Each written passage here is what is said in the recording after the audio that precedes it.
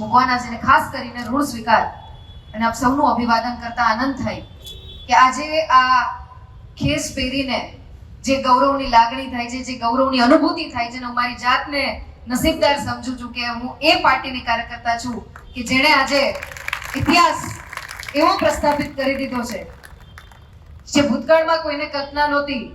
અને મેરાવણભાઈ કીધું કે 1 નંબર, પણ આ તમામ શ્રેય, આ જીતનો શ્રેય એ દેવ દુર્લભ કાર્યકર્તાઓના શિરે છે કે જેમણે તડકો નથી જોયો, જેમણે ઘર પરિવારના પ્રસંગ નથી જોયા અને હર હંમેશ જ્યારે ચૂંટણી આવે અથવા તો કોઈ કપરી પરિસ્થિતિ આવે અથવા તો કંઈ જ નથી ત્યારે પણ લોકોની વચ્ચે સતત હાજરી આપી અને વિકાસની રાજનીતિ કેવી હોય એની પ્રતીતિ કરાવી છે. એને માં આ પરીક્ષામાં આપ સૌ જ્યારે ખરા ઉતર્યા છો ત્યારે હું પૂરી સંગઠનની ટીમને, ભારતીય જનતા પાર્ટીના સનિષ્ઠ કાર્યકર્તાઓને હૃદયપૂર્વકના અભિનંદન અને આભાર માનું છું.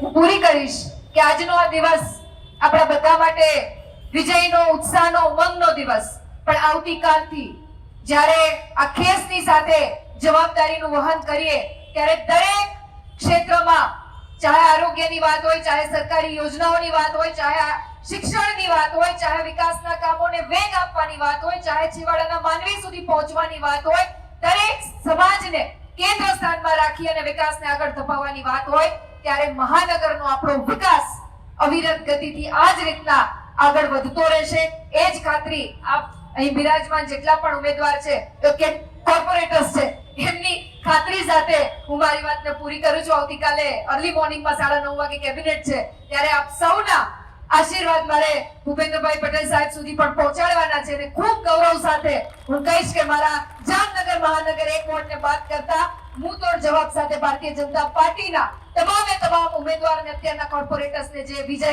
અંકિત કરાવ્યો છે એના માટે અમે ઋણી છીએ. આવનારા સમયમાં વિકાસની રાજનીતિ અમારા માધ્યમથી સતત અવિરતપણે દોડતી રહેવાની છે ખાતરી સાથે વિરમું છું. પુનઃ આપ સૌનું હૃદયપૂર્વકનું અભિવાદન કરું છું. અસ્તુ વંદે માતરમ, જય જય ગરવી ગુજરાત. હું હંમેશા કહું છું અને હું તો તમારા બધાના આશીર્વાદથી આ ક્ષેત્રની ભાગ્યશાળી દીકરી છું, એ ભાગ્યશાળી જનપ્રતિનિધિ છું જેના ભાગે ઘણી વખત આ કહેવાનું આવ્યું છે કે જેટલી મોટી જીત એટલી જ મોટી જવાબદારી. આપણી આવી જીત થઈ છે. આ વખતે તો નાગરિકોએ સુનિશ્ચિત કર્યું છે કે તમને કોઈ સવાલ કરવા વાળું ના હોય. અને હવે તમે એમ નહીં કહી શકો બોલા રોકે છે. ટૂંકમાં આમાં બે બાજુના પાસા છે. તમારી પાસે કોઈ કારણ નથી બચ્યું એટલે એક જ વસ્તુ લઈને તમારે લોકો વચ્ચે જવાનું છે, એ છે પરફોર્મન્સ. માત્ર ને માત્ર કામ, માત્ર ને માત્ર સુવિધા.